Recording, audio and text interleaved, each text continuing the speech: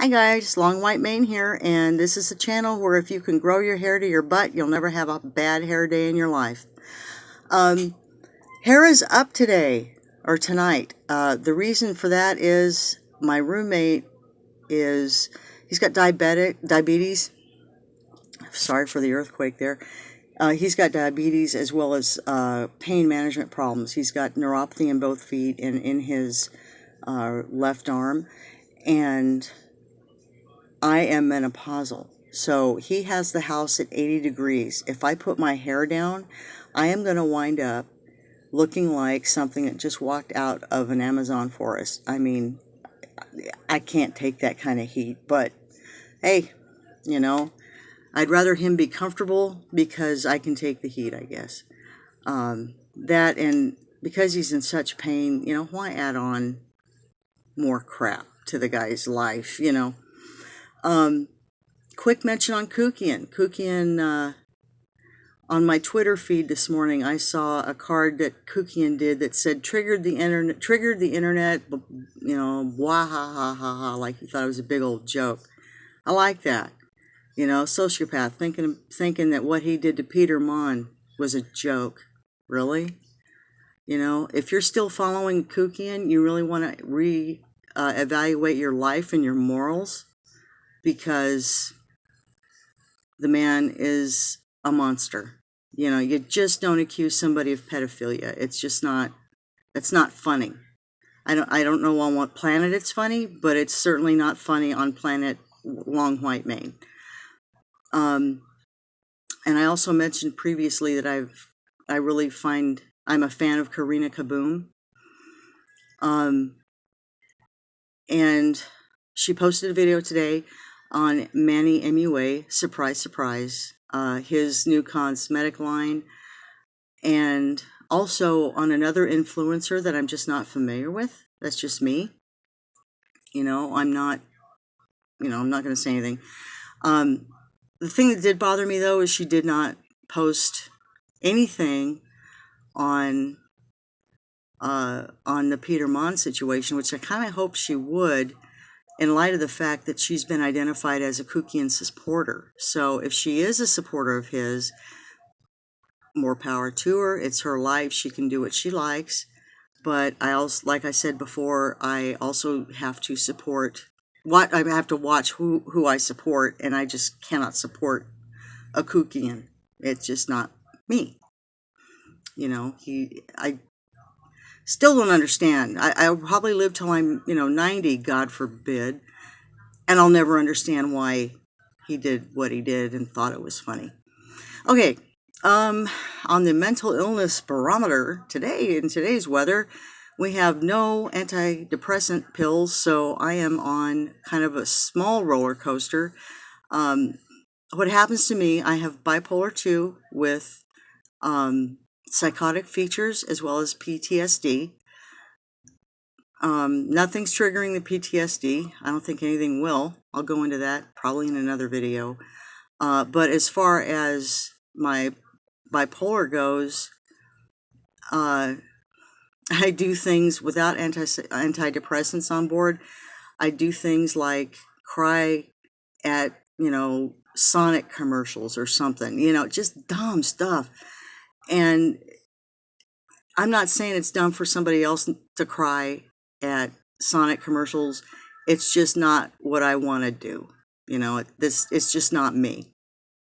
So fortunately, Wednesday, my Social Security disability gets paid, and I can go and get the medication that I need. On this channel, I plan on talking a lot about mental illness, and I just want to say that I'm not a doctor, I'm not a nurse, I'm not a trained medical person. So if you're going through things, I am more than willing to listen. I am more than willing to interact with someone who wants to leave a note or a comment, but I cannot diagnose. I will not diagnose.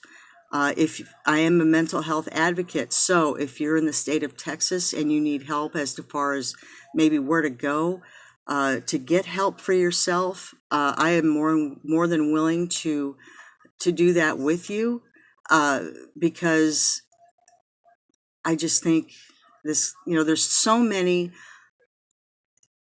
how do I want to say this? There's so many programs out there that are underutilized by the mentally ill. And I think it's really important that we connect you or someone you love with care and get that handled so their quality of life can be better. Okay. I personally choose to handle my mental illness by taking medication. I've been coping with this since, let's see, 1993, I want to say. So it's kind of, the mental, bipolar is not who I am. It's just something I cope with. So,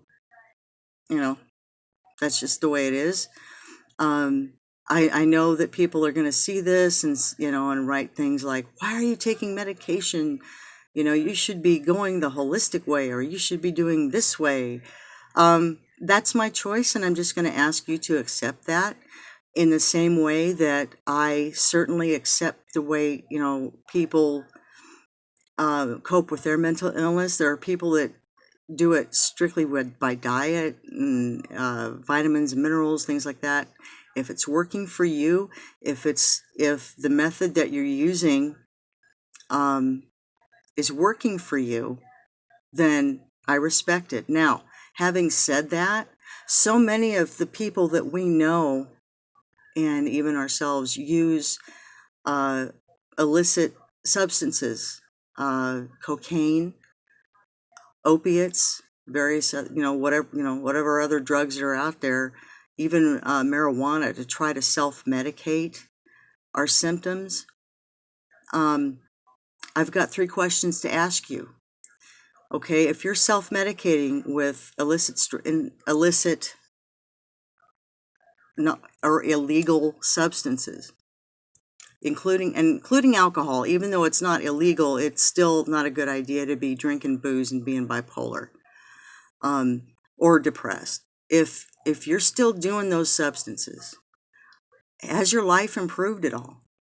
Can you hold down a job? Are you interacting with your family in the best, healthiest way you can? Okay. Are you getting in trouble when you're using? And if you are getting in trouble, I don't mean just jail. I mean hurting your children, hurting your significant other, down to kicking the dog. Okay. If you're getting in trouble while using these substances and you're still using, I want you to consider the fact that they aren't working for you. Okay? Now, to those folks that have tried medication, I tried Lexapro and it didn't help, or I tried Abilify and it didn't do a thing for me. There are a hell of a lot of medications out there, even the old ones like lithium, that doctors can reach for. And if you have a good physician, a good psychiatrist, he or she will try to get the best cocktail out there for you. Like I said, I take 2. So I encourage you that if you are seeing a mental health professional, especially a psychiatrist, work with that person. And if that person is not for you, find another one. I discourage seeing a non-mental health professional. By that I mean